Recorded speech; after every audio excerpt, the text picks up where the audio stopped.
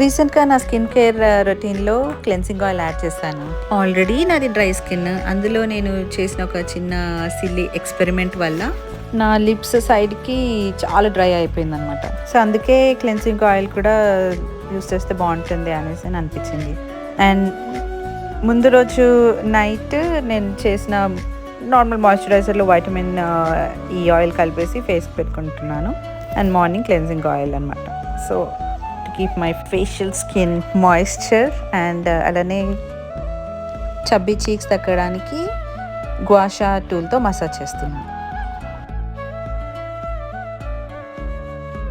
Regular hand wash వల్ల నా hands కూడా చాలా డ్రై అవుతూ ఉంటాయి. అందుకే హ్యాండ్స్కి కూడా ఆయిల్ యూస్ చేస్తున్నాను.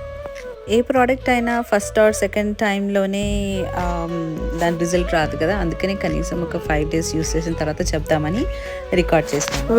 ఇది బడ్జెట్ ఫ్రెండ్లీ. అండ్ ఈ క్లెన్సింగ్ ఆయిల్ యూస్ చేస్తున్నప్పటి నుంచి నాకు స్కిన్ ఇరిటేషన్ కూడా లేదు. అండ్ ఫుల్ మేకప్ మొత్తం క్లీన్గా, ఫేస్ మొత్తం క్లీన్ అవుతుంది అనమాట. నాకైతే నచ్చింది.